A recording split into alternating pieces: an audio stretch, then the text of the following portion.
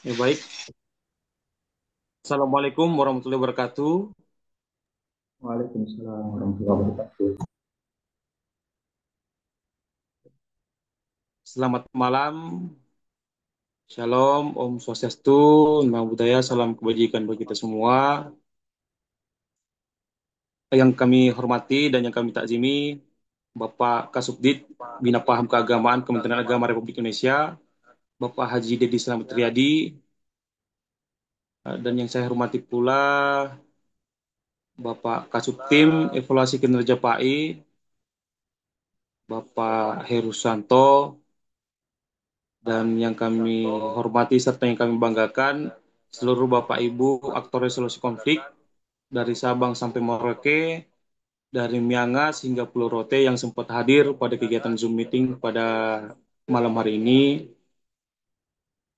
Sebelum kami melanjutkan, sebelumnya Alhamdulillah mari kita panjatkan puji syukur kepada Allah Subhanahu wa taala, Tuhan yang Maha Esa yang telah memberikan kita rahmatnya, hidayahnya sehingga kita bisa hadir di tempat ini di Zoom meeting kali ini dalam keadaan sehat walafiat. Dan mobil khusus kepada saudara-saudara kami yang Muslim, salawat dan salam kepada junjungan kita, Nabiullah Muhammad Sallallahu Alaihi Wasallam. Nah, sedikit pengantar bahwa pada malam hari ini kita akan sedikit mendiskusikan terkait peran penyuluh agama dalam pencegahan konflik sosial berbeda keagamaan pada generasi muda. Sebelum kita masuk pada sesi pemaparan materi, terlebih dahulu kami persilahkan kepada Bapak Kasubdit untuk memberikan pengantar pada kegiatan kita malam hari ini. Kepada beliau kami persilahkan dengan hormat. Assalamualaikum warahmatullahi wabarakatuh. Shalom, Om Swastiastu, Namo Buddhaya. Selamat malam semuanya.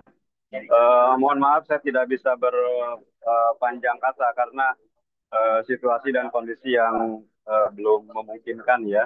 Eh, saya baru tadi bubaran dari kegiatan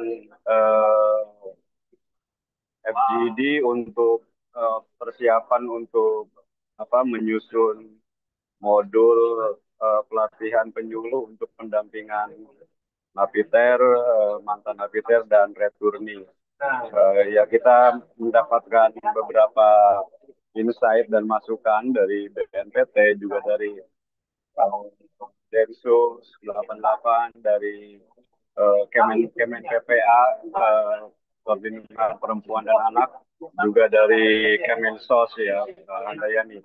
Jadi jadi Kementerian Agama diminta untuk lebih banyak terlibat dalam upaya-upaya pencegahan radikalisme dan juga upaya-upaya rehabilitasi. Jadi para mantan napiter dan juga returni atau WNI yang terafiliasi FTF gitu ya, Foreign Terrorist Fighters. Nah, diminta Kemenag juga kemudian terlibat lebih aktif dalam upaya-upaya pembinaan mereka, termasuk juga pembinaan terhadap masyarakat yang di antara warganya ada yang mantan napiter. Terkait dengan materi yang saat ini akan disampaikan oleh Bang Agusman, ya ini sangat menarik karena generasi muda itu kan sangat sangat rentan untuk terpapar paham-paham baru, tidak hanya paham-paham yang menganut kekerasan, tapi juga paham-paham yang lain ya, paham-paham yang lain yang mungkin bersifat keagamaan, kemudian spiritualitas dan lain sebagainya, yang bisa jadi itu mungkin akan pada gilirannya akan memicu masalah sosial. Jadi ya sangat diharapkan para penyuluh memiliki di antara hanya juga ada secara khusus mencurahkan perhatian pada upaya untuk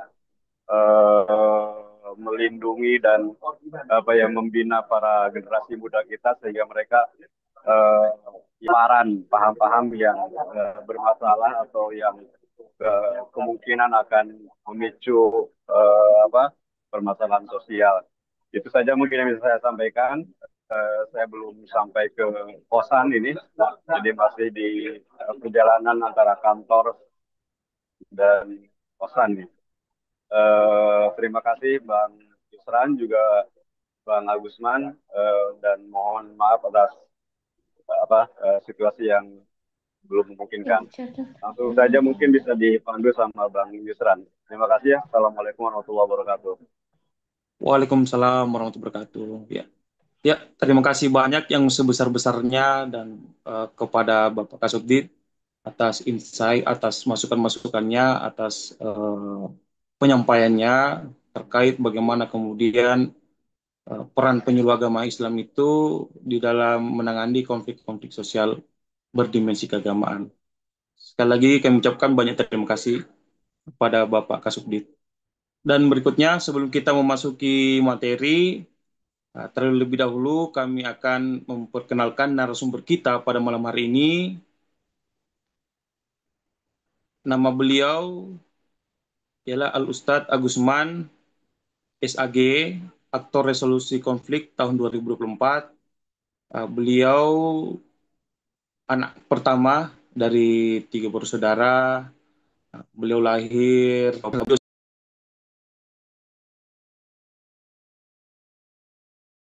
Asia, Kapan Pinang. Berarti beliau menjadi pendamping PK bisa dibuka sampaikan kepada narasumber kurang lebih sekitar kepada narasumber kita.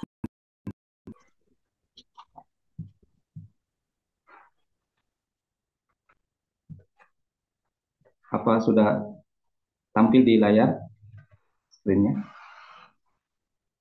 Sudah, Pak. Ya. Baiklah, Assalamualaikum warahmatullahi wabarakatuh. Waalaikumsalam Salam, warahmatullahi wabarakatuh. Salam warahmatullahi salam, wabarakatuh. salam, Om Swastiastu, Namo Buddhaya, salam kebajikan, salam sejahtera untuk kita sekalian. Yang terhormat Bapak Haji Dedi Slamet Riyadi, Bapak Kasubdit Bina Paham Keagamaan Islam dan Penanganan Konflik, yang sempat hadir pada ruang diskusi kita pada hari ini, malam ini. Yang kami hormati Bapak Heru Susanto, Kasubtim Evaluasi Kinerja Penyuluh Agama Islam yang sempat hadir, rekan-rekan penyuluh, penghulu, aktor resolusi konflik di seluruh wilayah yang sempat hadir pada malam hari ini. Alhamdulillah, puji syukur senantiasa kita panjatkan kehadirat Allah Subhanahu wa Ta'ala atas berkat limpahan rahmat dan hidayahnya kepada kita sekalian. Pada malam hari ini kita masih sempat berkumpul, bertemu, bercerita dan berdiskusi tentang tema yang saya pikir menarik untuk kita bicarakan pada masa sekarang ini. Sebagai umat muslim, tak lupa kita panjatkan salawat serta salam kepada junjungan kita Nabiullah Muhammad SAW, yang saya pikir kalau kita berbicara tentang aktor resolusi konflik, ya beliaulah role model yang paling tepat, yang diakui bukan hanya pada zamannya, bahkan sampai sekarang ini bukan hanya diakui oleh pengikutnya, bahkan seluruh dunia mengakui kinerja beliau. Semoga kita bisa mengikuti bahkan sampai bertemu dengan beliau di akhirat kelak. Bapak Ibu yang berbahagia, ada sebuah dalil yang sering sekali disampaikan dan kita dengar bersama, bahwasanya didiklah anak-anakmu sesuai dengan zamannya, karena mereka hidup bukan di zamanmu. Sebagai penama di wilayah kita masing-masing, perpanjangan tangan dari Kementerian Agama aplikasikan nilai dari hadis ini pada masa sekarang ini, khususnya pada generasi muda. Jangan sampai kita masih menggunakan cara-cara seperti apa yang kita rasakan dulu, sedangkan apa yang kita rasakan dulu saat kita masih belajar tentang agama. Olehnya itu, pada malam hari ini kita akan mengangkat sebuah tema dan berbagi pengalaman tentang peran penyuluh agama dalam pencegahan konflik sosial berdimensi keagamaan, khususnya pada generasi muda. Sebelum kita lebih jauh membahas tentang tema diskusi kita pada malam hari ini, ada beberapa hal yang perlu kita bahasakan bersama untuk bisa lebih menyempurnakan diskusi sama, mendefinisikan konflik sosial berdimensi keagamaan itu seperti apa. Konflik sosial yang biasa saja kita temukan di sekitar kita, sering kita lihat, yang tentu banyak terjadi di lingkungan-lingkungan kita sendiri. Konflik ini terjadi akibat dampak dari interaksi sosial masyarakat dengan masyarakat lainnya, individu atau kelompok, kemudian dikaitkan dengan nilai-nilai keagamaan. Hal inilah yang sangat rentan terjadi pada masa sekarang ini, khususnya pada generasi muda, yang mana informasi yang mereka dapatkan sangat mudah, sehingga banyak hal-hal yang mungkin harusnya tidak perlu mereka ketahui atau belum waktunya mereka cerna, sekarang ini sangat mudah sampai pada genggamannya. Selain daripada itu, kita juga harus melihat peran penting penyuluh agama di masyarakat. Penyuluh agama memiliki otoritas yang lebih untuk menjelaskan nilai agama yang menjadi perdebatan di tengah masyarakat. Terlepas dari pengetahuan yang kita miliki bersama, secara tugas dan fungsi dari Kementerian Agama, kitalah yang paling pantas menjelaskan nilai agama kepada orang-orang yang memerlukan pengetahuan-pengetahuan tentang nilai-nilai agama, khususnya dalam kehidupan bermasyarakat. Sehingga hal ini menjadi penting bagi seorang penyuluh untuk membangun kepercayaan di masyarakat. Karena apa? Kita butuh didengarkan dan kita butuh untuk menyampaikan. Secara fungsi, kitalah yang harusnya memberikan pengetahuan itu di masyarakat. Selanjutnya, tantangan generasi muda dalam keberagaman. Generasi muda yang ada sekarang ini mendominasi populasi yang ada di Indonesia. Terakhir kami dapatkan ternyata umur 15 sampai 30 sepertiga dari jumlah penduduk yang ada di Indonesia sekarang ini. Hal ini menjadikan generasi muda sebagai sebuah entitas yang bisa menentukan arah bangsa ke depan. Ketika potensi ini mampu dikelola dengan baik, diarahkan dengan baik oleh pemimpin-pemimpin kita 2045. Sedangkan ketika generasi muda ini tidak mendapatkan perhatian untuk diarahkan dengan baik, cita-cita itu mungkin saja bisa menjadi mimpi yang tidak terwujud. Karena apa? Masa ini ke depan. Bapak Ibu yang berbahagia, selanjutnya, ya, menurut Morgan Dodge, dalam hidup sosial di tengah masyarakat, ada beberapa tahapan yang biasa kita temukan, yang menjadikan hubungan kita dengan masyarakat lainnya bisa kita nilai dan gambarkan seperti apa. Morton Dodge adalah seorang psikolog sosial yang meneliti ternyata di masyarakat dengan manusia lainnya memiliki beberapa tahapan. Yang pertama ada yang namanya tahap kompetisi, di mana masyarakat pada tahap ini cenderung hidup secara individu atau kelompok, mengutamakan persaingan untuk mendapatkan pengakuan, sumber daya atau pengaruh. Mereka seringkali menganggap kehidupan ini adalah sebuah kompetisi yang harus dimenangkan dan manusia lainnya atau kelompok lainnya harus dikalahkan. Nah, pada tahap ini kita dapat melihat masyarakat yang cenderung egois dan sangat rentan timbulnya konflik. Hal ini tentu kalau kita melihat pada generasi muda kita hari ini, seakan-akan mereka didoktrin untuk hidup berkompetisi, memenangkan segala hal, dan mengalahkan semua orang untuk mendapatkan pengaruh dan pengakuan. Nah, kita harus menghindari tahap ini dan berangkat ke tahap yang selanjutnya, yaitu tahap toleransi. Nah, pada tahap ini, masyarakat sudah mulai menerima perbedaan, sudah bisa saling menghormati dan memahami bahwa kita hidup memang berbeda. Setiap manusia diciptakan dengan keunikannya masing-masing. Setiap kelompok memiliki potensi masing-masing. Pada tahap ini, kita bisa saling menghormati dan menerima segala hal dengan tanpa adanya paksaan dan tekanan. Tetapi itu tidak cukup. Kita harus berangkat pada tahap yang selanjutnya untuk lebih meningkatkan kapasitas diri dan memajukan cita-cita organisasi atau kelompok. Kita harus berkolaborasi, di mana tahap ini masyarakat sudah bisa bukan hanya saling menerima perbedaan, bukan hanya saling mengerti bahwa keragaman itu ada, tetapi mampu menerima itu semua dalam wujud kerjasama baik antara individu maupun kelompok untuk mencapai tujuan bersama. Di tahap ini kita sudah bisa saling merangkul dan bekerja sama menyelesaikan permasalahan-permasalahan satu demi satu. Tetapi ternyata masih ada tahap yang lebih di atas kolaborasi, yaitu tahap integrasi.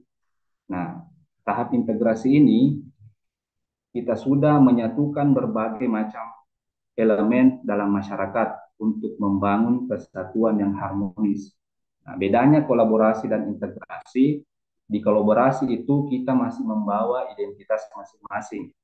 Misalnya agama A, B, atau desa A, B masih membawa identitasnya masing-masing meskipun kita menyelesaikan satu masalah yang sama. Tetapi di integrasi, identitas itu sudah melebur menjadi sesuatu yang lebih universal.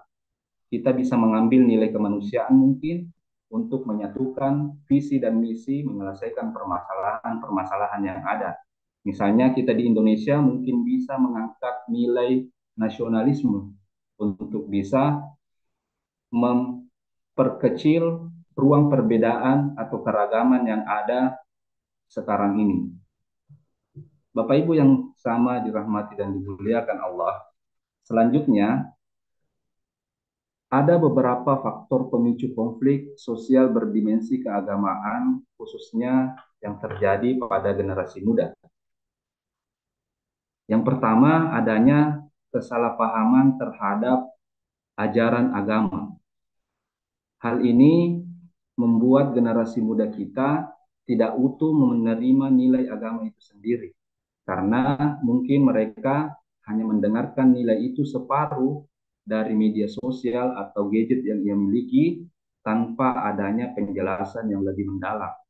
Sehingga mereka memahami ajaran agamanya tidak utuh dan tidak sesuai dengan nilai yang seharusnya. Kemudian selanjutnya yang menjadi faktor pemicu konflik yaitu adanya fanatisme berlebihan.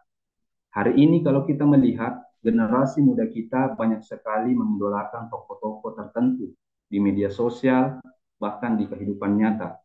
Ketika itu berlebihan, maka narasi-narasi yang dikeluarkan oleh yang diidolakannya itu menjadi sebuah nilai yang dipegang teguh, yang mana ketika nilai itu berbeda dengan nilai yang dibawa oleh orang lain, maka itu dapat memicu terjadinya konflik sosial yang mungkin jadi pada akhirnya akan merembet kepada nilai-nilai keagamaan. Selanjutnya adalah hoaks dan ujaran kebencian. Pengguna media sosial hari ini dalam data menurut WR Sosial ada sekitar 49,9% dari populasi yang ada di Indonesia. Bahkan di data lain mengatakan bahwa lebih dari 70% masyarakat Indonesia menggunakan media sosial. Generasi muda kita sangat haus akan pengetahuan. Dan ketika informasi yang berseliweran di media sosial tidak bertanggung jawab disebarkan oleh orang-orang yang tidak memiliki kapasitas untuk menyampaikan ilmu, namun memiliki popularitas di media sosial, ini yang nantinya akan memicu terjadinya konflik. Ketika informasi itu disampaikan tanpa dasar oleh orang yang tidak memahami, hanya meneruskan informasi itu, bahkan diteruskannya hanya sepotong, inilah nanti yang akan menciptakan konflik-konflik berawal dari informasi yang diterima, yang dimanfaatkan oleh orang-orang tertentu untuk memberikan ujaran kebencian untuk meloloskan misi-misi tertentu yang ada sekarang ini. Kemudian adanya ketimpangan sosial dan ekonomi. Generasi muda kita hari ini sangat sensitif dengan strata sosial dan ekonomi ketika masuk pada dunia maya. Mereka akan mendidih darahnya ketika melihat orang-orang yang mungkin dulu bersama dengan mereka memulai usaha, tiba-tiba mendapatkan kelas sosial dan kelas ekonomi yang jauh berbeda darinya, itu akan menciptakan rasa iri dan dengki. Hal-hal inilah yang bisa jadi menimbulkan konflik berlebihan dan mungkin bisa merembet kepada nilai-nilai keagamaan. Olehnya itu, pemerintah juga saya pikir harusnya mengambil andil untuk mengelola informasi yang beredar di media sosial. Media sosial kita hari ini adalah sebuah dunia yang tak terbatas, yang belum memiliki aturan yang utuh. Berbeda dengan dunia nyata, banyak penegak-penegak hukum yang bisa kita temukan di mana saja, yang bisa mengatur apabila terjadi kesalahpahaman dalam memaknai kehidupan sosial. Tetapi di media sosial itu berbeda. Mereka adalah sesuatu hal yang baru yang belum diatur secara utuh. Sehingga hal itu bisa jadi menjadi sebuah tantangan tersendiri bagi negara untuk mengelola informasi yang beredar di wilayahnya agar tidak terjadi ketimpangan sosial dan ekonomi yang menimbulkan rasa iri dan cemburu. Sebagai penyuluh agama, kita harus mengambil peran untuk menyelesaikan minimal mereda hal-hal yang demikian ini. Yang pertama, kita mulai dari diri kita sendiri. Bagaimana membangun kesadaran akan pentingnya toleransi. Tidak menutup kemungkinan kita yang banyak ini, kurang lebih kalau penyuluh agama Islam ada sekitar 50 ribuan se-Indonesia kalau tidak salah, kita adalah sebuah populasi yang besar juga. Nah, ketika orang-orang yang besar ini, yang banyak ini, masih berbeda pandangan dan tidak menutup kemungkinan di antara kita meskipun ya satu kelompok, satu pemahaman, satu agama, satu wilayah kerja tentu memiliki pandangan-pandangan tersendiri terhadap suatu nilai. Maka kita harus membangun kesadaran itu dulu dari kita sendiri untuk memulai bagaimana bisa menjelaskan kepada masyarakat luas. Karena apa? Saya yakin dan percaya untuk menuangkan air bersih ke orang lain, ya kita harus membersihkan air yang ada di dalam diri kita dulu. Kalau kita masih keruh, jangan harap kita bisa memberikan air bersih kepada orang lain. Maka kita harus membangun kesadaran itu supaya kita memahami toleransi itu secara utuh. Kemudian selanjutnya, bagaimana kita memberikan pemahaman agama yang moderat. Nilai-nilai agama yang dibawa oleh setiap agama, saya yakin dan percaya memiliki banyak tingkatan-tingkatan atau model-model. Ada yang radikal, ada yang mungkin terdengar apatis, bahkan mungkin ada yang acuh tak acuh menghadapi nilai yang terjadi di masyarakat kita. Tantangan kita sebagai penyuluh agama, kita harus memberikan pemahaman yang bisa diterima oleh orang-orang yang menganut paham radikal atau orang yang baru mau mengenal agamanya. Karena akan berbeda nilai yang disampaikan dengan orang yang sudah memahami agamanya secara jauh dengan orang-orang yang baru mau mengenal agamanya. Makanya dalam memberikan pemahaman agama, kita harus menyampaikan nilai yang berada di tengah-tengah. Tidak terlalu keras dan tidak terlalu lemah. Kemudian untuk generasi muda kita, mereka perlu diedukasi, bukan hanya sekedar disampaikan, tetapi membawa nilai itu kepada kehidupan sehari-harinya. Kita tidak bisa menyampaikan nilai itu sama seperti apa yang disampaikan orang tua kita dulu atau guru kita dulu. Karena apa? Ya, zamannya sudah berbeda. Maka sebagai penyuluh, kita harus mampu menyampaikan nilai itu sesuai dengan zamannya, sesuai dengan pendengarnya. Khususnya generasi muda kita. Mereka tidak hanya membutuhkan dakwah, tetapi mereka juga butuh untuk didengar. Kami kebetulan juga menjadi pembina di salah satu organisasi Korps Sukarela yang diisi oleh teman-teman sahabat-sahabat kita dari mahasiswa-mahasiswi. Mereka senang sekali untuk didengarkan ceritanya. Mereka seakan-akan punya banyak cerita yang menjadi keluh kesah mereka. Ketika mereka menceritakan permasalahannya, mungkin mereka tidak membutuhkan solusi, belum membutuhkan solusi saat itu. Mereka hanya butuh untuk didengarkan, sehingga sebagai penyuluh ataupun orang yang bisa menjelaskan nilai agama, kita harus memiliki kemampuan untuk melihat kapan kita harus memberikan uh, pembelajaran nilai, kapan kita harus sekedar mendengarkan. Karena kenapa? Ya, generasi muda kita hari ini tidak sedikit yang mereka hanya butuh untuk didengarkan, bukan untuk diceramahi. Tetapi pada waktunya mereka juga butuh masukan. Sebagai penyuluh harus pintar-pintar menganalisa hal itu. Karena ya generasi muda kita sangat sensitif. Kalau mereka sudah tidak suka, ya tidak suka. Kalau mereka nyaman untuk didengarkan, nyaman untuk bercerita, maka tidak menutup kemungkinan mereka akan nyaman juga untuk disampaikan nilai-nilai atau disampaikan uh, ceramah-ceramah nantinya. Dan yang keempat adalah mengembangkan jaringan komunikasi lintas agama dan budaya. Ini juga sangat penting seperti apa yang kita lakukan pada malam hari ini.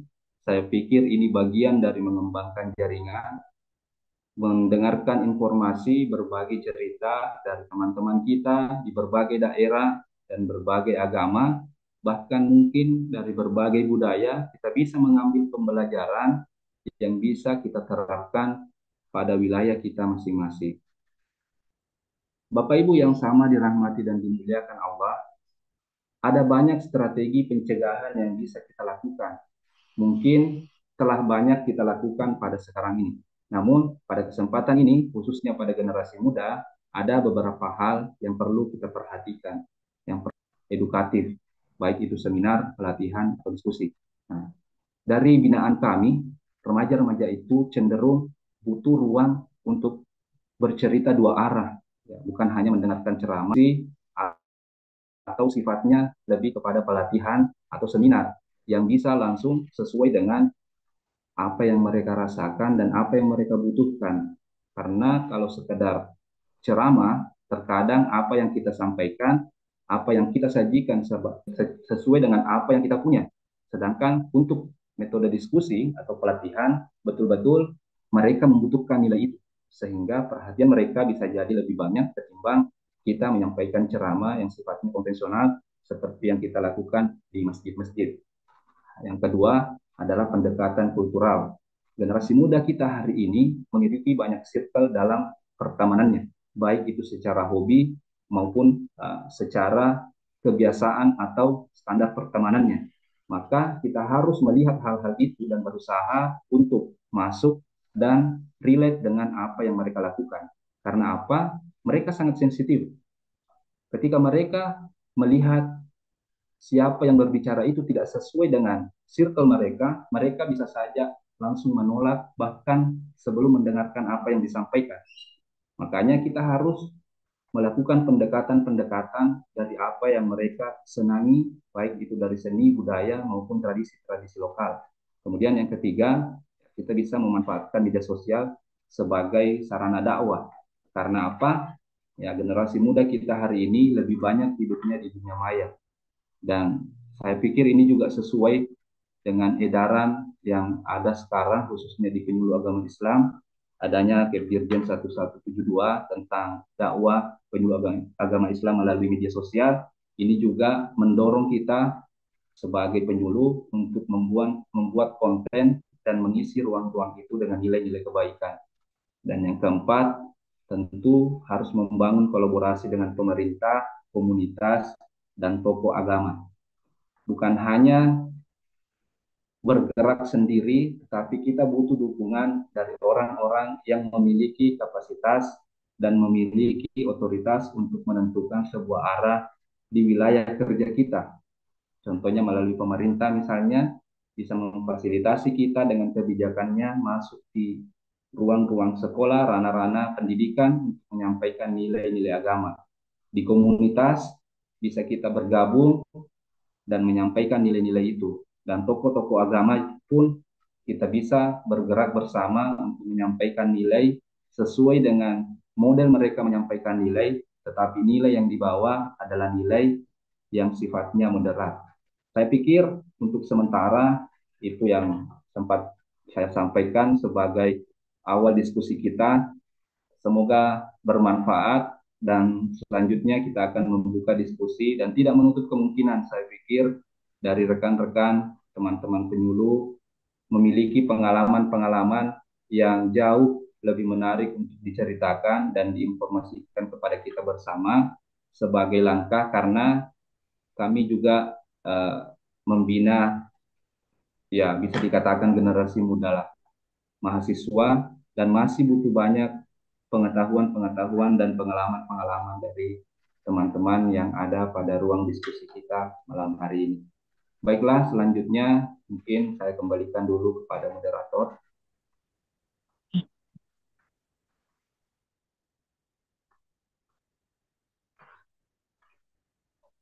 Baik,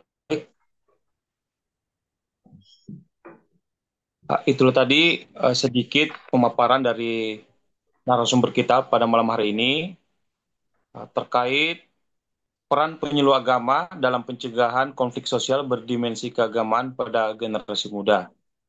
Nah, untuk itu kami membuka sesi tanya jawab. Kepada Bapak Ibu, kami persilakan bagi ada yang ingin bertanya, bisa raise hand, bisa juga langsung open mic jika ada yang ingin dipertanyakan. Kami buka untuk sesi pertama ini, kami berikan 3 penanya dulu. Silakan Pak Ibu sekalian.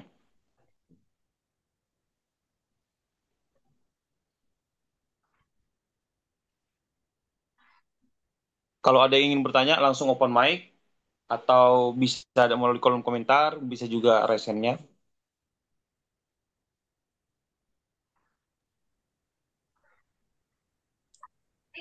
Mungkin share screen-nya bisa diturunkan dulu.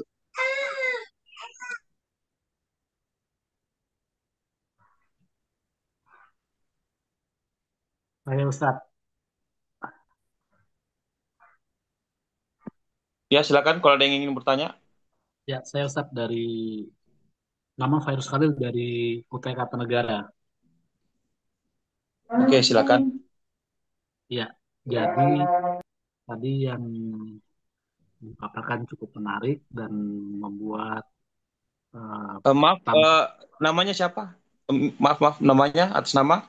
atas nama Virus Khalil, Pak Virus Khalil Oke, dari Kutai Kartanegara. Kutai kata. Oke, silakan, Pak. Jadi cukup menarik materi yang disampaikan tadi untuk menambah eh, pengetahuan dan wawasan bagi kami dalam rangka pencegahan yang dapat kita lakukan dan terkhusus lagi kepada kaum muda. Ya biar bagaimanapun sekarang sudah zamannya teknologi informasi, media sosial sangat berperan dalam mempengaruhi pola pikir bagi yang membacanya.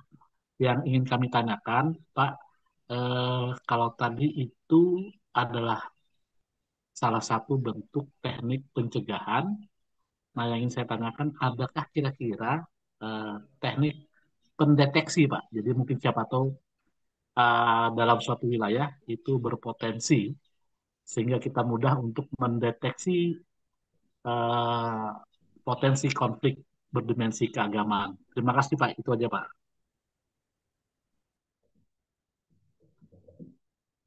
Ya, Oke, baik. Terima kasih Pak Virus Khalil dari Kutai Kartanegara atas pertanyaannya. Eh, Oke, kalau masih ada lagi, sisa 2 penanya lagi.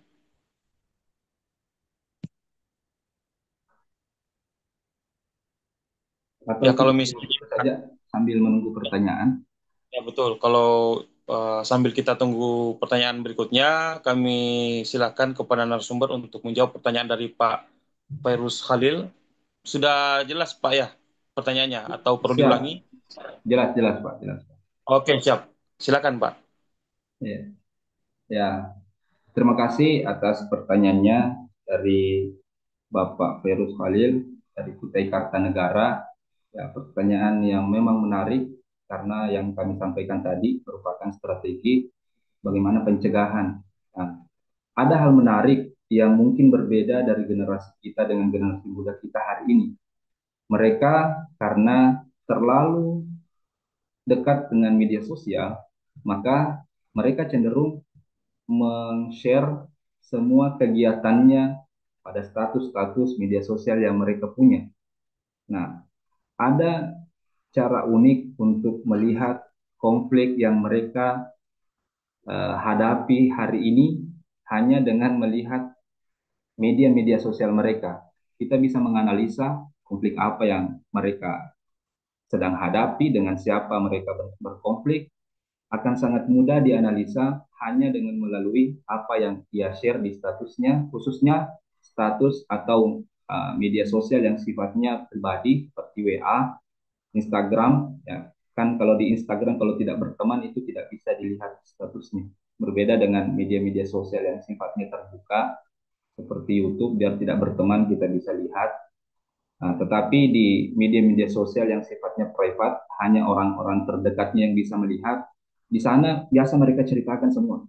Dan tidak sedikit yang kita lihat hari ini permasalahan-permasalahan atau konflik-konflik sosial itu sangat banyak di media sosial. Dan biasa juga sangat jelas mereka berkonflik dengan siapa. Olehnya itu generasi muda kita hari ini memang sangat unik.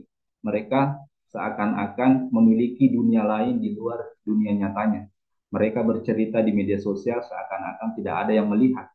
Tetapi ternyata netizen-netizen atau orang-orang yang berteman dengannya bisa menganalisa itu semua.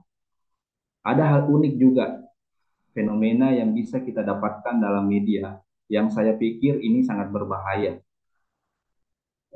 Di kampung saya dulu, ya waktu saya masih kecil, saya masih ingat ada istilah gerakan massa.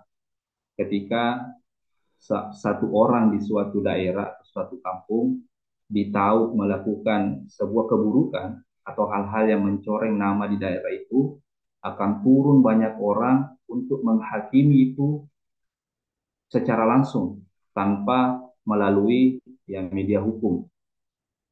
Saya lihat hal ini bergeser ke media sosial dengan adanya istilah memviralkan. Di media sosial di generasi muda kita hari ini ya, ada istilah yang mungkin sering kita dengar tapi masih jarang yang tahu maknanya, ada SJW. Kalau generasi muda istilahnya SJW itu artinya Social Justice Community. Ya, mereka adalah orang-orang yang menganggap dirinya memperjuangkan nilai keadilan di media sosial. Ketika ada suatu isu yang muncul di masyarakat, mereka akan berbondong-bondong masuk baik melalui kolom komentar atau meneruskan status itu kemudian memberikan deskripsi sesuai dengan persepsi mereka. Ini adalah sesuatu yang ketika tidak diatur oleh pemerintah kita sangat mudah menimbulkan konflik. Karena apa? Masyarakat kita belum tahu konteks apa yang dibagikan di media sosial, bisa saja mereka langsung menghakimi sesuai dengan persepsi mereka masing-masing. Sama halnya tadi dengan fenomena yang pernah terjadi di wilayah kami, ya di kampung kami dulu itu ada gerakan massa, ya mereka langsung bergerak turun memberikan penghakiman tanpa melalui media hukum. Nah ini juga yang sangat berbahaya, yang ketika dibiarkan sangat mudah dijadikan sebagai alat provokasi untuk merusak sebuah nilai atau bahkan individu atau kelompok di media sosial kita hari ini. Jadi ya, untuk pertanyaan tadi, strategi untuk melihat potensi konflik yang ada di generasi muda, ya kita bisa melihat dari media sosialnya. karena mereka bahkan makan pun di-share, maka akan sangat mudah mengenali aktivitasnya, kehidupannya, bahkan dengan siapa ia berteman, dengan siapa ia berkonflik, itu bisa di-tracking melalui media sosialnya. Saya pikir itu untuk sementara. Mungkin ada tambahan dari teman-teman lain atau pertanyaan, saya kembalikan ke moderator. Ya, oke, baik. Kita tadi penjelasan dari narasumber kita terkait pertanyaan dari Pak Fairuz Khalil tentang teknik pendekatan pendeteksi potensi konfliknya. Jadi tawaran dari narasumber kita adalah dengan cara melakukan tracking melalui media sosial. Nah, siapa tahu ada ingin ditambahkan atau ingin didiskusikan terkait pertanyaan tadi atau ada pertanyaan baru? Oke, kepada Ibu Alwiyah, Alwiyah Salam, silakan Bu. Ya, mohon izin. Assalamualaikum warahmatullahi wabarakatuh. Mohon izin pemain yang ada serta teman-teman sekalian.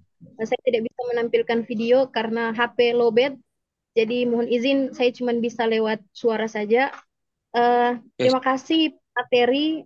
Dari tadi saya menyimak apa yang disampaikan oleh pemateri tentang bagaimana caranya kita untuk mendeteksi konflik-konflik yang ada di anak muda pada saat ini.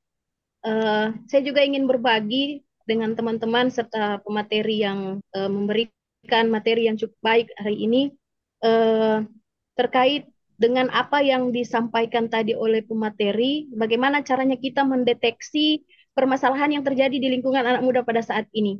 Tadi sempat dijawab bahwa kita lihat track di media sosialnya.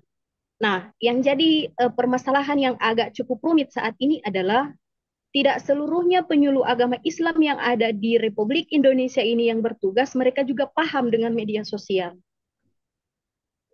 Itu yang pertama yang akan jadi catatan untuk kita sekalian, karena kita nih dari berbagai generasi. Ada yang dari generasi muda, ada yang generasi Gen Z, ada yang dari yang generasi tua, yang memang bagaimana kita menyesuaikan diri dengan perkembangan media sosial yang ada saat ini. Nah, sebagaimana yang kita ketahui bahwa tidak bisa kita pungkiri anak muda saat ini mereka tuh lebih kepengennya itu belajar lewat media sosial. Tadi juga di slide sempat dipaparkan ada lewat pendekatan kebudayaan, lewat kesenian, dan itu memang terjadi di dunia saat ini. Tuh kalau ustadz-ustadz yang ceramah melulu di media sosial, anak muda tuh jarang sekali mau mengikuti, entah itu dari YouTube, entah itu dari Instagram, entah itu dari Facebook.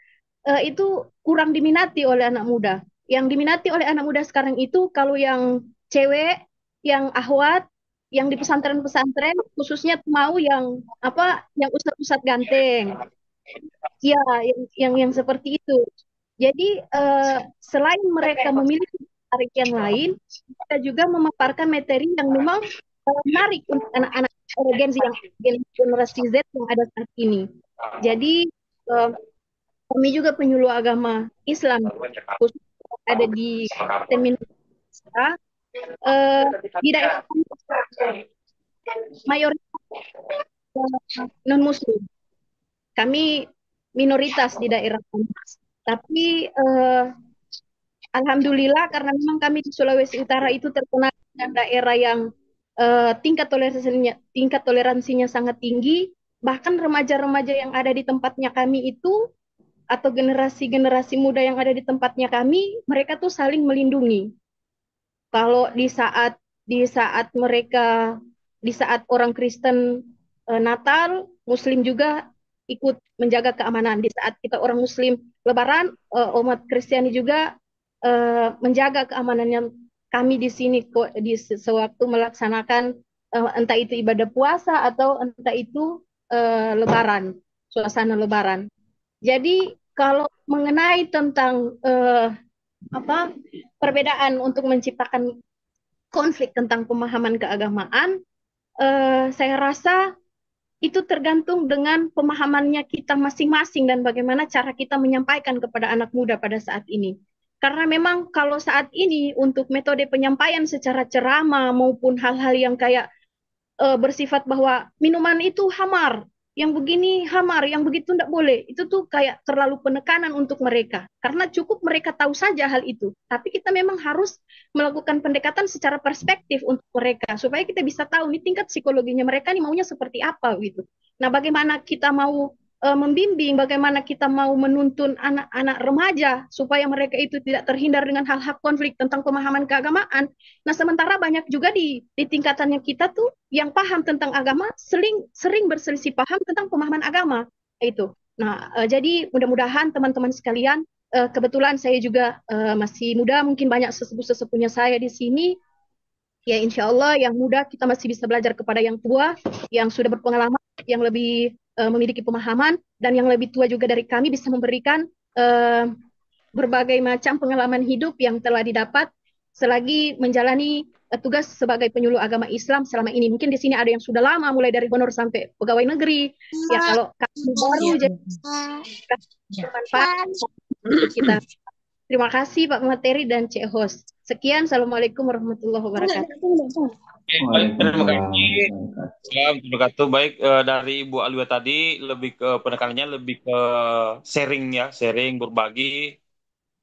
Tapi ada satu hal yang memang perlu untuk di-highlight dari pernyataannya terkait tidak semua penyuluh agama melek media sosial seperti itu. Itu uh, suatu yang perlu diperhatikan juga sebenarnya. Oke, mungkin bisa ada yang perlu ditanggapi oleh pemateri atau kita lanjut penanya berikutnya. Kalau belum ada pertanyaan bisa saya berikan tambahan sedikit. Izin Pak. Oke, silakan. Oh iya, ada pertanyaan ini. Oh, Ada. ada. Silakan Silakan Pak. dulu. Silakan. Assalamualaikum warahmatullahi wabarakatuh. Waalaikumsalam. Saya Ade Sagawidarna dari Penyuluh Agama Kabupaten Lebak, Provinsi Banten. Izin bertanya Pak, ini kan judulnya yang berdimensi kompleks sosial, berdimensi keagamaan untuk anak muda ya, Ya. yang menjadi pokok pembahasan gitu. Yang kami tanyakan kiat-kiat ketika terjadi pemahaman yang berbeda yang kami perhatikan di lapangan kan sekarang anak-anak muda nih mulai belajar agamanya sudah kebanyakan melalui media sosial gitu ya. Sedangkan orang-orang yang justru memahami agama dengan sangat baik rata-rata itu ya kurang melek media sosial gitu ya. Nah, ini yang kami pahami di lapangan, anak-anak sekarang ini lebih suka ngajinya lewat media sosial, sedangkan tanda kutip ustadz-ustadz yang aktif di media sosial itu adalah yang sering bentrok dengan pemahaman banyak yang berbeda dengan pemahaman yang kami pelajari di pesantren-pesantren salafiyah. Jadi kiat-kiat yang terbaik yang harus kita lakukan gitu ya, memperbanyak media sosial atau seperti apa, mungkin ada kiat-kiat khusus untuk paling tidak mengimbangi dakwah mereka yang melalui media sosial. Mungkin itu saja pertanyaannya. Terima kasih. Assalamualaikum warahmatullahi wabarakatuh. Waalaikumsalam. Waalaikumsalam. Ya, silakan pemateri langsung dijawab. Baik, terima kasih atas pertanyaannya Pak Ade Sabda Widarna. Ya, pertanyaan yang menarik. Sebelumnya saya berikan tanggapan dulu terhadap apa yang disampaikan tadi Ibu Alwiyah Salam yang sebelumnya. Ya, saya sepakat dengan apa yang disampaikan dengan co-host tadi. Yang perlu kita garis bawahi adalah tidak semua penyuluh melek teknologi atau memiliki media sosial. Ini adalah sebuah fakta yang tidak bisa kita hindari. Sama halnya dengan tidak semua penyuluh mungkin memahami sistem zakat wakaf. Sama dengan mungkin tidak semua penyuluh paham tentang produk halal. Karena apa? Ya, saya lihat karena mungkin pengalaman sebelumnya pada pekerjaan-pekerjaan sebelumnya, saya bekerja hanya pada satu bidang dan dituntut memang untuk profesional pada bidangnya. Ketika masuk kepada penyuluh, saya lihat banyak hal yang harus kita kuasai. Nah, ini juga seakan-akan seperti yang saya sampaikan tadi dengan terbitnya Kepdirjen 1157 dengan instruksi atau himbauan ya Kepdirjen 1172 penyuluh agama bermedia sosial, seakan-akan ini bukanlah sebuah pilihan kepada penyuluh. Artinya semua penyuluh ini harus bikin media sosial, membuat konten. Padahal ya kita tahu sendiri bahwa secara pengetahuan, secara kapasitas kita mungkin tidak sama dalam hal itu. Ada yang mungkin memang memiliki kecenderungan misalnya pada dakwah konvensional. Hal ini mungkin juga bisa menjadi masukan kepada petinggi-petinggi kita dalam membuat turunan fungsi dari penyuluh agama itu supaya bisa menjadikan kita di KUA itu kan ya sederhananya saya ambil contoh di KUA saya misalnya ada 9 penyuluh. Nah dari 9 ini kita memiliki wilayah di kecamatan ya kalau sekarang kita bagi per desa. Nah seandainya misalnya dari 9 ini dibagi dengan spesialisasinya masing-masing dan dituntut dengan target sesuai dengan spesialisasinya masing-masing. Misalnya ada penyuluh yang memang fokus pada ya sertifikat produk halal misalnya. Dia ditarget untuk dalam 1 bulannya menerbitkan sekian tanpa dibebani tugas lain dalam hal misalnya menyampaikan ceramah majelis taklim, membuat konten media sosial. Saya pikir ini mungkin bagian dari sebuah kolaborasi yang sangat menarik ketika mampu diakomodir dengan baik dibawa karena kita penyuluh agama yang ada di Indonesia bukanlah angka yang sedikit, tetapi kalau yang banyak itu melakukan tugas yang sama dalam artian tidak profesional dalam satu bidang, di lapangan bisa saja kita saling bertabrakan. Seperti yang disampaikan tadi misalnya, saya berceramah tentang sebuah nilai agama berdasarkan pemahaman saya, berdasarkan dari apa yang saya pelajari, kemudian disampaikan lagi oleh orang lain, bagian dari penyuluh juga, bagian dari KUA juga, dengan nilai yang mereka bawa, apa yang mereka dapatkan, tentu ini juga akan menjadi kebingungan kepada masyarakat. Oh, mana ini yang kupercaya? Nah, penyuluh ini mengatakan ini, penyuluh ini mengatakan ini. Berbeda hanya ketika kita memang secara fungsi ya, secara fungsi dari Kementerian Agama, kita diberikan spesialisasi untuk menyampaikan bahwa yang ini sampaikan saja terkait dengan produk halal. Sehingga masyarakat ketika ada permasalahannya terkait produk halal, dia tidak pusing lagi penyuluh siapa yang saya cari. Jelas ditunjuk, oh penyuluh ini nih yang jagonya, biar tutup matanya, terbit juga produk halal. Kalau beliau ini yang bicara ya, selesai ini barang-barang. Begitu hanya juga dengan nilai-nilai yang lain, seperti keluarga sakinah, seperti misalnya tidak menutup kemungkinan seperti yang disampaikan tadi, ada penyuluh kita yang memang percaya diri tampil di media. Ada juga yang mungkin malu-malu tampil di media. Nah ini kan tidak bisa dipukul rata dengan adanya aturan harus semua tampil di media. Tapi kenapa kita tidak mengoptimalkan yang mau dengan memberikan ruang mereka lebih bebas untuk berekspresi di media sosial tanpa memberikan beban-beban lain misalnya yang menjadi bagian dari pekerjaannya juga itu. Nah, itu sedikit mungkin yang menjadi keresahan atau ya fenomena yang kita dapati di tempat kerja kita terkait dengan yang disampaikan tadi Pak Ade terkait dengan kiat-kiat apa yang bisa kita lakukan. Nah, dari binaan saya pada remaja-remaja mahasiswa, saya melihat ternyata mereka memiliki kecenderungan untuk mendengarkan ceramah yang sifatnya relate atau kontekstual. Dalam artian apa yang kita sampaikan, nilai yang kita sampaikan sesuai dengan yang mereka rasakan, sesuai dengan yang mereka hadapi saat itu juga. Nah, karena kan generasi muda kita moodnya itu berubah-berubah.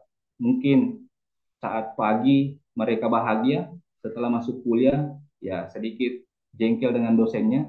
Nah, mereka sangat butuh informasi yang sesuai dengan moodnya, relate dengan kondisinya saat itu, dan sifatnya kontekstual, dalam artian nilai yang dibawa itu memang nilai agama yang secara universal, tapi penjelasannya memang untuk dia saja. untuk dia saja penjelasan itu. Dan saya pikir eh, Rasulullah juga model dakwanya kan seperti itu dulu. Siapa yang bertanya, jawabannya disesuaikan dengan kondisi yang bertanya pada waktu itu. Ketika ada yang ditanya amalan apa yang dilakukan supaya bisa masuk surga, ya mungkin ada yang dijawab perbanyak sedekah karena ditahu orang itu banyak-banyak. Ada yang ditanya perbaiki sholatmu karena ditahu orang itu rajin sholat. Nah, kan tidak bisa dipukul rata. Seandainya orang miskin yang bertanya amalan apa yang dilakukan kemudian dijawab perbanyak sedekah, itu kan tidak relate dengan apa yang dirasakan oleh yang bertanya itu. Konteks dakwah kita khususnya yang sifatnya eh, mengedukasi generasi muda disesuaikan dengan kondisinya, disesuaikan dengan siapa kita menyampaikan. Tidak bisa dipukul rata bahwa generasi muda semua harus memahami nilai seperti ini. Selain itu, ternyata mereka juga yang saya sampaikan tadi senang berdiskusi, bukan hanya mendengarkan cerita, tetapi dia juga mau bercerita dalam kegiatan dakwah atau diskusi. Mereka juga mau ambil ruang sebagai orang yang andil dalam kegiatan itu. Dia ingin bercerita, dia ingin didengarkan, kemudian pada saatnya dia butuh masukan. Nah, selain itu, mereka juga membutuhkan bahasa-bahasa yang tidak kaku. Artinya apa? Bahasa-bahasa yang mungkin disampaikan dalam hadis, terjemahan-terjemahan dari Al-Quran. Mereka mungkin akan sulit memahami ketika itu disampaikan utuh langsung secara itu tok saja. Mereka membutuhkan bahasa-bahasa yang bisa mereka kenali, bisa mereka deteksi, dan bisa mereka mudah pahami. Karena bahasa-bahasa anak muda kita hari ini, ya saya pikir sangat berbeda dengan bahasa-bahasa kita. Yang mungkin pada generasi-generasi kita, hal-hal yang disampaikan itu biasa-biasa saja, tetapi kalau kita sampaikan pada generasi yang berbeda, itu bisa dianggap hal yang luar biasa. Nah, kemudian juga seperti yang disampaikan tadi eh, Ibu Alwia, generasi-generasi muda kita juga menginginkan ceramah-ceramah yang sifatnya inspiratif. Makanya konten-konten kreator hari ini menyampaikan dakwah-dakwahnya itu selain memberikan nilai, dia juga memberikan cerita-cerita atau pengalaman-pengalaman yang menginspirasi. Karena apa? Dia lebih mudah memahami bahasa-bahasa yang seperti itu dibandingkan dengan menyampaikan terjemahan ayat secara utuh atau terjemahan hadis secara utuh atau penjelasan di kitab secara utuh. Mereka kadang sulit memahami hal itu. Tetapi ketika disandingkan dengan pengalaman sehari-hari atau kejadian yang terjadi hari ini, kejadian yang viral di media sosial misalnya disandingkan dengan nilai agama, mereka akan lebih mudah untuk menerima hal itu sebagai sebuah pengetahuan baru. Nah, dan tentu banyak hal yang menjadi uh, faktor penyebab atau strategi yang bisa kita lakukan dalam pendekatan pada generasi muda. Contohnya lagi satu, mereka itu butuh teladan atau sesuatu yang bisa menginspirasi mereka. Nah, olehnya itu sebagai penyuluh juga kita harus menampilkan teladan yang otentik, bukan di dibuat-buat. Nah, karena apa? Mereka sangat sensitif, kepercayaan mereka sangat sensitif. Meskipun kita menyampaikan dakwah yang begitu banyak sebelumnya, ketika kita dilihat dengan nilai yang tidak sesuai yang kita bicarakan yang lalu, mereka akan menghapus nilai yang pernah kita sampaikan itu dan mencari nilai baru di media sosial misalnya, ketika mereka melihat ustadz-ustadz yang viral, banyak followersnya, kemudian mungkin memiliki exposure yang besar di media sosial, dan yang ditampilkan itu tok saja. Nah, karena berbeda dengan generasi muda atau masyarakat yang kita temui hari-hari dengan yang di media sosial. Karena kalau di media sosial kan kita bisa membranding diri kita sebagaimana apa yang kita mau. Nah, di dunia nyata tantangannya kita bisa saja baik di pagi hari, kemudian hilaf di siang hari. Ketika itu dilihat, maka kepercayaan audiens kita, khususnya generasi muda, akan berkurang. Maka perlu adanya keteladanan yang otentik juga yang bisa kita perlihatkan pada generasi-generasi muda, khususnya yang menjadi objek kita dalam pembinaan. Saya pikir itu yang mungkin bisa saya sampaikan, saya tambahkan. Mungkin ada dari teman-teman lain bisa menanggapi. Saya kembalikan ke moderator. Ya, baik. Eh, saya rasa sudah jelas ya penjelasan dari narasumber terkait pertanyaan dari Pak Ade, kiat-kiat atau strategi khusus untuk mengimbangi dakwah yang berpotensi memicu konflik yang ada di media sosial. Baik, tadi kami sudah membaca pertanyaan-pertanyaan di kolom komentar. Ada beberapa pertanyaan yang sama, seperti pertanyaan dari Pak Muhammad Amin, itu sama dengan apa yang dipertanyakan Pak Ade terkait dengan strategi atau kiat-kiat khusus. Nah, kemudian ada pertanyaan dari Ibu Iriani ini, Ibu Iriani Ambar, Parepare.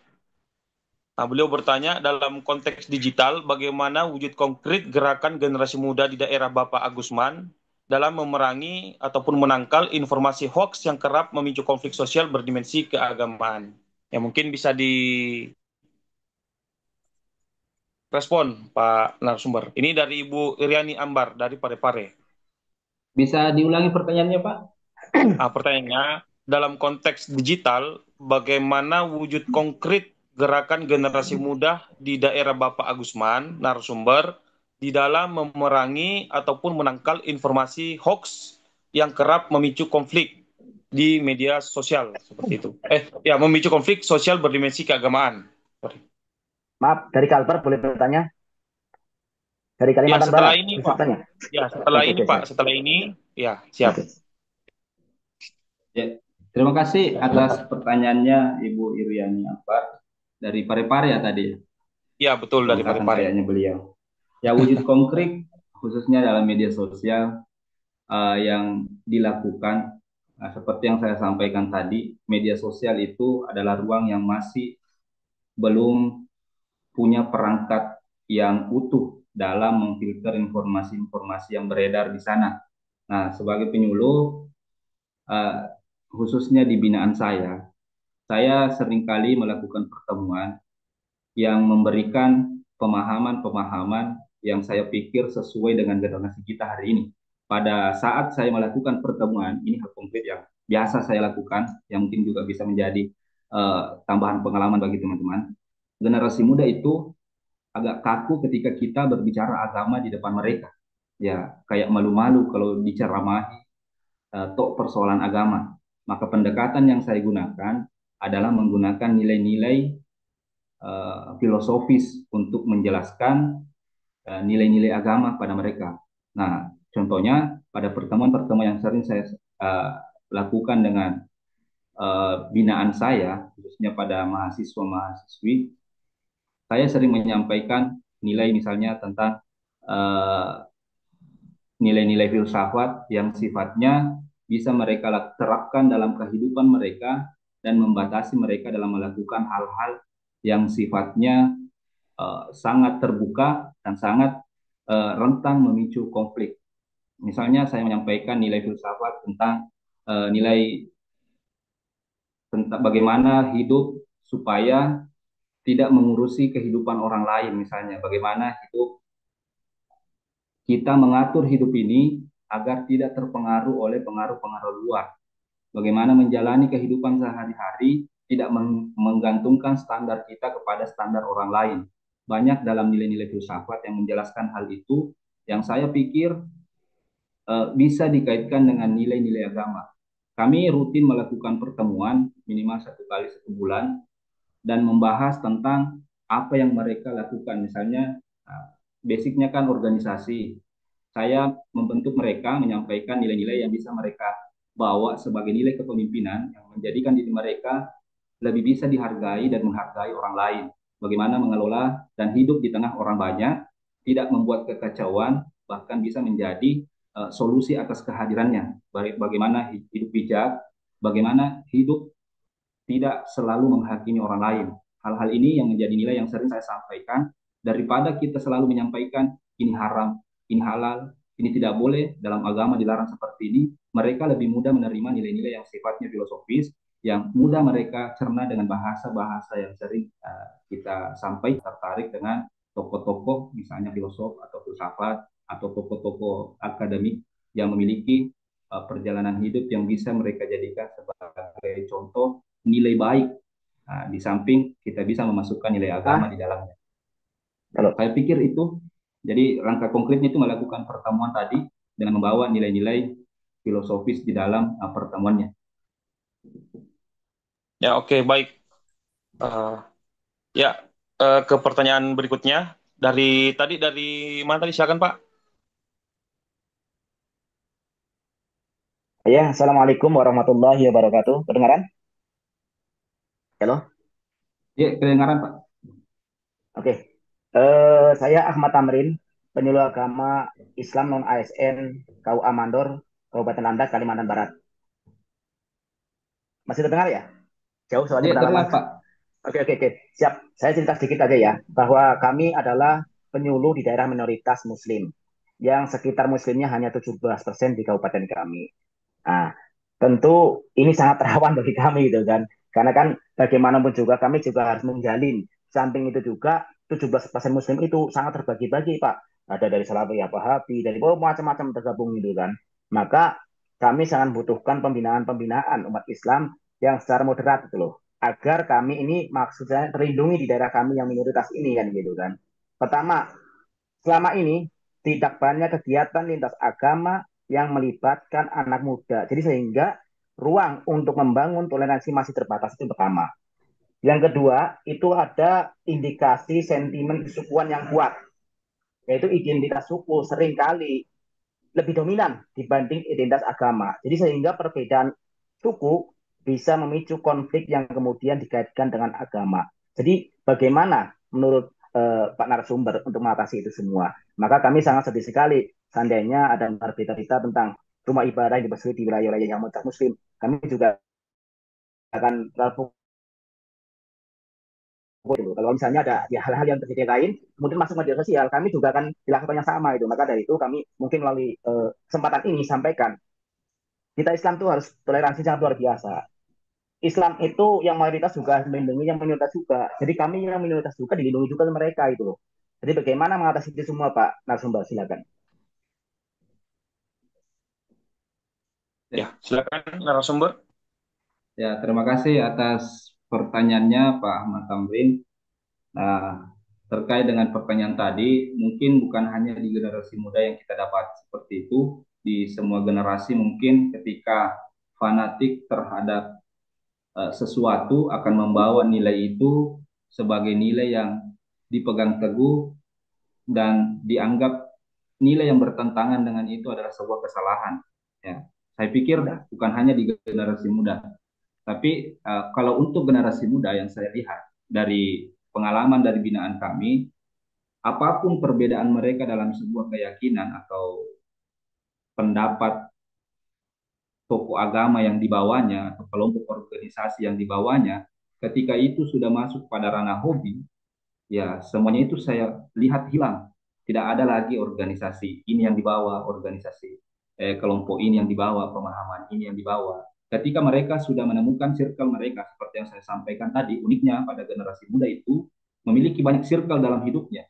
Lain circle dalam belajarnya, misalnya sebagai mahasiswa, dia punya circle di kelasnya, lain circle yang dan ketika dia masuk pada ranah hobi atau kebiasaan kesehariannya, saya lihat hal-hal yang sifatnya ideologi, ideologi kelompok atau identitas masing-masing, seakan-akan itu tidak diangkat sebagai sebuah perbincangan, tetapi mereka fokus kepada apa yang mereka senangi. Makanya sangat menarik ketika kita melibatkan komunitas-komunitas untuk masuk dalam pembahasan-pembahasan yang sedikit demi sedikit membawa nilai-nilai agama yang khususnya yang moderat. Nah, dan generasi-generasi kita juga, generasi-generasi muda khususnya, sangat menghindari kegiatan-kegiatan yang sifatnya ya eksklusif. Makanya ketika diundang untuk menghadiri kegiatan-kegiatan sifatnya formal, rapat, ada acara-acara pembukaan, ada sambutan, ya mereka cenderung kurang maksimal moodnya untuk hadir pada tempat itu, kecuali terpaksa untuk hadir. Karena apa? Ya, mungkin karena generasinya yang berbeda, generasi muda kita hari ini cenderung hidup lebih santai, cenderung hidup tidak mau dibebani dengan aturan yang mengikat. Dia mau membebaskan dirinya, dia mau menjadikan apa yang dilakukannya itu sepenuh hati tanpa ada paksaan dari orang lain. Maka kegiatan-kegiatan yang sifatnya eksklusif, ya mereka cenderung tidak terlalu menyenangi hal-hal seperti itu. Ya, berbeda hanya ketika misalnya dia hobi motoran misalnya. Ketika ada touring, ya mereka tidak akan membawa identitas saya dari kelompok agama ini, saya dari identitas budaya ini, adat ini. Dia hadir karena memang kegiatan itu dianggap menyalurkan kesenangannya. Dan ketika dia mengikuti kegiatan-kegiatan yang seperti itu, ketika memang penyelenggaranya jeli untuk memasukkan nilai agama, akan sangat menarik jika disampaikan pada kesempatan-kesempatan seperti itu. Apalagi ya kalau di Wajo itu ada sebuah komunitas yang saya pikir sangat menarik, ada biker subuhan, orang-orang yang suka naik motor dan dia menyalurkan hobinya touring, berpindah-pindah masjid kalau subuh.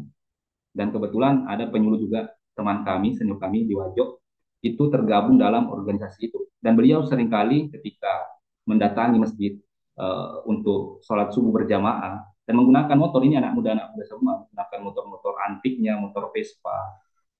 Mereka eh, selain menyalurkan hobinya untuk jalan-jalan menggunakan motor, penyuluh teman kami juga memanfaatkan itu untuk menyampaikan dakwah-dakwah yang sifatnya ya perlu kita garis bawahi bahwa nilai yang disampaikan adalah nilai-nilai yang sesuai dengan mereka. Ya, jangan dulu dihantam dengan ayat-ayat yang keras bahwa kalau 3 kali tidak sholat Jumat kafir nih. Ya, disampaikan sedikit demi sedikit sehingga mereka merasa nyaman dan sesuai dengan apa yang mereka butuhkan. Nah, hal ini mungkin juga bisa menjadi inspirasi bahwa uh, generasi muda memang sangat unik. Ya, contoh paling sederhananya saya lihat yang mungkin menjadi penyebab generasi muda kita berbeda dengan generasi kita. Dulu kita, khususnya saya waktu sekolah, masih ada istilah didikte, dibacakan bacaan oleh guru di buku paket, kemudian kita siswa itu menulis, ditulis apa semua yang diucapkan. Kalau istilah di kampung saya didikte. Kalau sekarang kan mereka tidak ada lagi budaya yang begitu, dibacakan kemudian ditulis. Nah, mungkin itu yang membawa kita, generasi kami, lebih peka terhadap apa yang disampaikan daripada apa yang disenangi. Ketika kita disampaikan seperti ini, kita merenungi hal itu. Karena dulu kita memang ketika dibacakan sebuah kalimat, paham tidak paham, harus kita tulis. Karena kalau tidak ditulis, dihukum oleh guru. Berbeda sekarang, karena adanya informasi yang berseliweran, mereka akan menganggap apa yang disampaikan guru itu mudah dicari di internet. Sehingga mereka hidup dengan dirinya sendiri tanpa memperdulikan orang lain yang di sekitarnya. Kecuali orang lain itu berguna untuk dirinya atau memiliki kontribusi untuk dirinya, maka dia akan fokus. Yang tidak bisa ia dapatkan sendiri dan harus dia dapatkan di orang lain, maka dia akan menjalin komunikasi. Saya pikir itu yang menjadi masukan ya yang tadi yang saya garis bawahi kembali, generasi muda kita kurang menyenangi kegiatan-kegiatan yang eksklusif. Mereka cenderung menyalurkan hobinya dan ketika penyuluh bisa masuk di sana akan sangat efektif menyampaikan nilai-nilai itu. Di samping mungkin juga misalnya kalau ada penyuluh memang senang motoran, ya dia juga bisa menyalurkan hobinya di sana sambil menjalankan tugasnya sebagai fungsional penyuluh, menyampaikan dakwah, menyampaikan nilai yang moderat. Saya pikir itu Pak yang bisa saya sampaikan. Mungkin ada tambahan, saya kembalikan ke moderator. Ya, baik. Bagaimana penanya sebelumnya?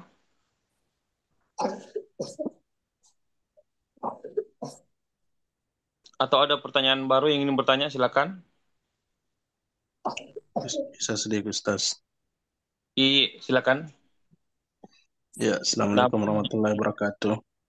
Salam. Ya, saya Supandi dari Sulawesi Selatan. Melihat pemaparan materi di malam ini begitu menarik ya. karena ini pematerinya merupakan eh, aktor resolusi konflik yang telah dipilih beberapa bulan yang lalu. Menariknya pembahasan malam ini saya lihat banyak menyangkut tentang penyuluh. Ya, tadi ada statement mengatakan bahwa tidak semua penyuluh menguasai media sosial. Ya, sama dengan statement ini. Tidak semua penyuluh bisa berdakwah. Ya, jadi sebelum kita masuk ke pembahasan yang lebih tajam, ya kita harus bedakan dulu tentang penyuluhan, penyuluh agama dengan ustaz. Yang orang sekarang banyak kenal itu tentang ustaz, kiai. Ya, ada penyuluh merangkap jadi kiai, merangkap jadi ustaz. Tapi tidak semua ustaz merangkap jadi penyuluh. Ya. Maka ketika ada sebagian dari kita yang berprofesi sebagai penyuluh dan tidak menguasai tentang dunia dakwah atau ini, seharusnya kita harus masuk ke dalam ranah yang lebih simple. Artinya kan kalau kita ingin melakukan penyuluhan, misalkan objek binaan kita di majelis taklim, anggaplah kita tidak bisa ceramah. Berarti sebisa mungkin kita yang menghadirkan penceramah, sebisa mungkin kita yang menghadirkan kiai untuk membahas mengenai masalah-masalah yang terjadi di dalam objek binaan kita. Ya, ini kan penyuluhan merupakan pendidikan non formal. Kalau mengenai teori-teori yang membahas tentang agama, biasanya kan kita dapatkan di pendidikan formal. Ada pendidikan agama yang kita dapatkan di bangku SD, SMP, SMA. Terlebih kalau misalkan kita sudah masuk di dalam pondok pesantren.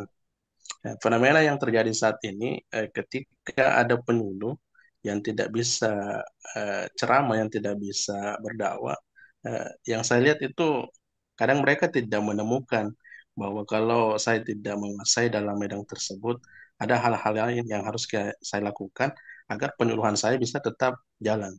Ya, saya kira itu tambahan dari saya. Mohon koreksi kalau misalkan ada kesalahan, supaya kita bisa membuka pemikiran kita bahwa tidak selamanya penyuluh agama itu bisa melakukan edukasi melalui dakwah, melalui ceramah dan lainnya. Kalaupun kita tidak bisa masuk dalam ranah tersebut, ya kita jadi penyambung, penyambung antara orang yang membutuhkan ceramah, orang yang membutuhkan dakwah kepada objek binaan kita. Ya, terima kasih. Assalamualaikum warahmatullahi wabarakatuh. Baik, ya Waalaikumsalam.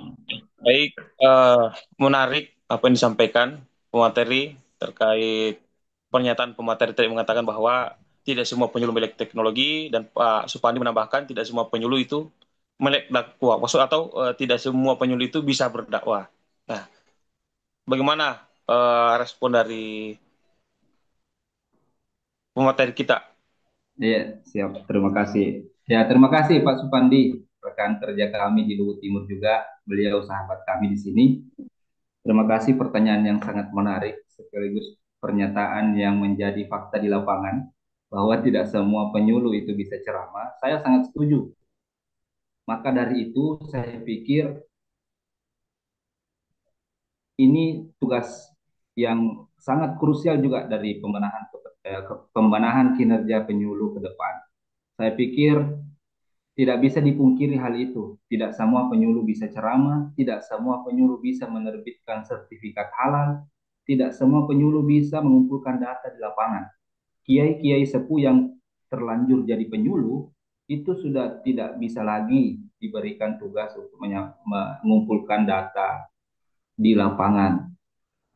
Ketika Kementerian Agama ataupun pengelola dari Satker bisa melakukan perombakan pada beban kinerja penyuluh akan sangat menarik ketika difungsikan sesuai dengan kemampuannya memang ya.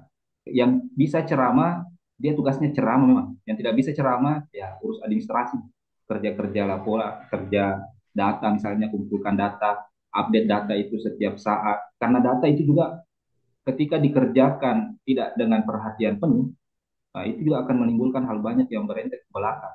Ketika data yang dikumpulkan tidak sesuai di lapangan, sekedar dikumpulkan, kemudian itu bisa menjadi dasar kebijakan di atas. Ketika turun, ya kita heran lagi, kenapa kebijakannya seperti ini? Padahal kebijakan itu sesuai dengan data yang diberikan. Nah, pada saat pengumpulan data, tidak adanya fokus yang lebih untuk memberikan data yang akurat. Nah, ini yang menjadi PR tersendiri bagi lembaga kita ke depan. Maka saya sangat setuju dengan pernyataan tadi.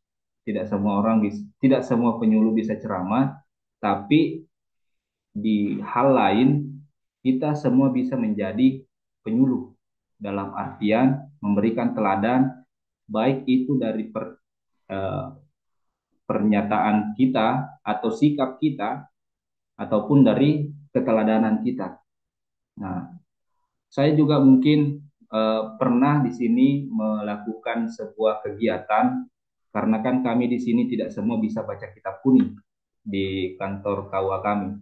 Tapi ada seorang penyuluh kami yang membina pondok pesantren. Beliau mampu membaca kitab. Kami lakukan kegiatan internal penyuluh untuk memberikan pemahaman kami terkait dengan nilai yang bisa diambil dari kitab itu supaya kita diberikan pengetahuan, khususnya kemarin waktu kami mengadakan pelatihan penyelenggaraan jenazah. Ternyata banyak pendapat yang menjelaskan tentang hal itu, dan beruntung ada sahabat kami di sini yang mampu menyampaikan nilai itu melalui kitab yang ia bacakan. Nah, hal ini kan juga bisa menjadi wawasan tambahan kepada kita ketika kita mampu memberdayakan, kita mampu mengoptimalkan potensi masing-masing di tempatnya. Saya pikir tidak ada yang sulit. Ya, seperti yang disampaikan tadi, memang kalau tidak bisa ceramah, ya panggil penyuluh lain yang bisa ceramah. Jangan dipaksakan ceramah yang disampaikan malah pemecah belah bangsa. Ini kan hal-hal yang mungkin harus juga dihindari. Minimal Kementerian Agama atau lembaga kita punya minimal database lah siapa yang bisa menyampaikan. Kalau kemarin kan ada isunya penceramah itu mau disertifikat, ya, penceramah mau disertifikat. Ya, saya kira tidak perlu sampai segitunya. Minimal kita memiliki pemetaan siapa yang memang memiliki pemahaman toleransi dalam beragama yang lebih layak untuk disampaikan ke publik atau ke masyarakat. Kalaupun memang diberikan tugas dan kewenangan yang sama, semua penyuluh harus menyampaikan ceramah. Tugas berat lembaga kita adalah membekali penyuluh itu bagaimana supaya ia mampu memberikan ceramah di masyarakat. Kalau tidak, ya berikan ruang mereka berkreasi pada kemampuannya masing-masing. Jangan dipaksakan hal-hal yang di luar kemampuannya. Tuhan saja memberikan kita cobaan sesuai dengan kemampuan kita. Ya, kalau di luar dari kemampuan kita, berarti ini bukan dari Tuhan. Saya pikir itu sedikit ya, candaan mungkin bagi kita semua, karena saya yakin penyuluh-penyuluh kita yang hadir pada kesempatan ini memiliki potensinya masing-masing yang ketika dikembangkan pada tempatnya, Kementerian Agama bisa menjadi kementerian yang sangat baik, menjadi percontohan di kementerian-kementerian lainnya. Saya pikir itu tambahan dari saya. Saya kembalikan ke moderator. Oke, baik. Sebenarnya banyak pertanyaan-pertanyaan yang kemudian muncul pada sesi kali ini karena memang kalau kita membahas terkait peran atau tugas penyuluh agama Islam atau penyuluh agama secara keseluruhan di tengah-tengah masyarakat itu begitu banyak perannya penyuluh agama. Dari segi regulasi pimpinan, dari segi regulasi itu kan jelas poin-poin peran penyuluh agama, menyentuh ke ranah kesehatan, ranah-ranah hukum, lingkungan, dan seterusnya. Namun kembali lagi kita dibatasi oleh waktu. Ya, mudah-mudahan ke depan ada lagi materi tentang penyuluh yang kemudian bisa memantik kita semua untuk lebih dalam mendiskusikan terkait peran-peran penyuluh di tengah-tengah masyarakat, wabil khususnya terhadap generasi-generasi muda kita ini. Karena memang generasi muda kita ini saat ini itu betul-betul menjadi penentu bangsa kita ke depan. Program Wujudkan Indonesia Emas itu kalau generasinya secara kualitas tidak mumpuni. Disitulah peran daripada penyuluh agama, bagaimana bisa menciptakan generasi yang mumpuni, generasi emas di tahun 2045. Ya mungkin pemateri closing statement, dan sebelum pemateri menyampaikan closing statement, kami mengingatkan kembali kepada Bapak Ibu sekalian untuk kemudian mengisi link absensi. Ya, link absensi sudah di-share sama admin, sama uh, Pak Pian ya. Tadi di komentar ribut-ribut, sudah tidak fokus ke narasumber, fokus ke link absensi. Oke, silakan diisi linknya sembari narasumber kita closing statement. Silakan narasumber. Ya, terima kasih atas segala perhatian dan kesempatan. Jujur, ini merupakan kesempatan yang sangat terhormat bagi saya hadir mengisi platform yang sangat luar biasa ini, diikuti oleh teman-teman seluruh Indonesia yang sempat hadir dan berbagi cerita pengalaman tentang bagaimana menjadi penyuluh di masyarakat. Menjadi penyuluh, saya pikir bukan hanya sekedar tugas atau mandat dari Kementerian Agama.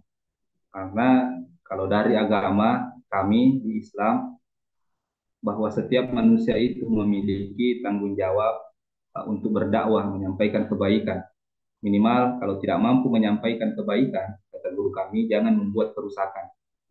Hal yang paling sederhana yang bisa kita lakukan ketika kita tidak mampu berbuat, jangan merusak yang telah ada.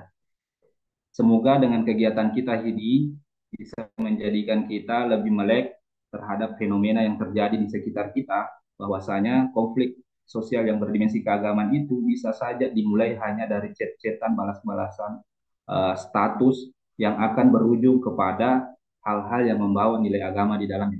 Maka kita harus menjadi teladan yang baik, memberikan contoh yang otentik kepada masyarakat kita, khususnya binaan kita, dan memperlihatkan itu semua pada generasi muda.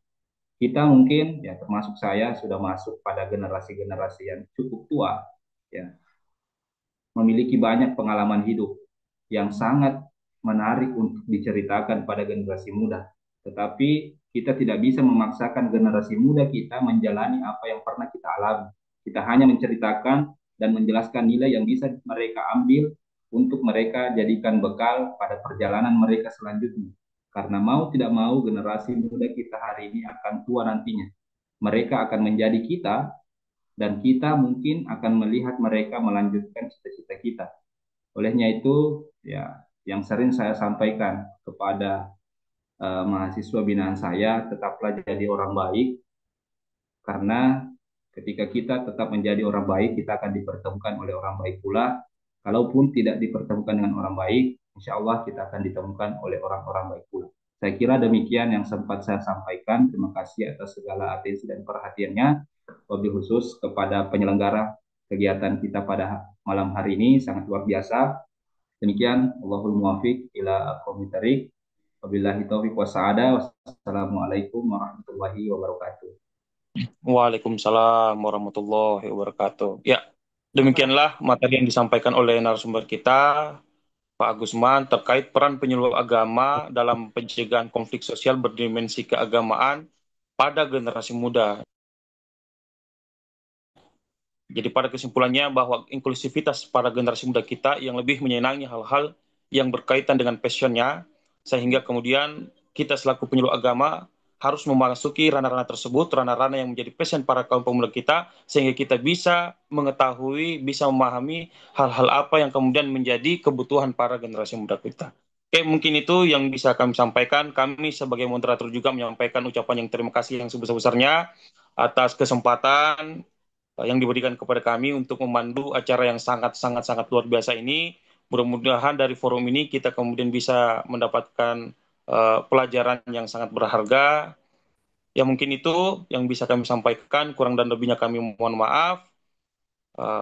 Kami akhiri, jazakumullah, Allahumma fiqh lakum tarik. Assalamualaikum warahmatullahi wabarakatuh. Waalaikumsalam warahmatullahi wabarakatuh. Baik, izin kita foto bersama. Kita ada 11 slide. Untuk slide pertama, 1, 2, 3. 1, 2, 3. Untuk slide kedua, 1, 2, 3. Slide ketiga, 1, 2, 3. Slide keempat, 1, 2, 3. Terima kasih. 1, 2, 3. Slide ke-6.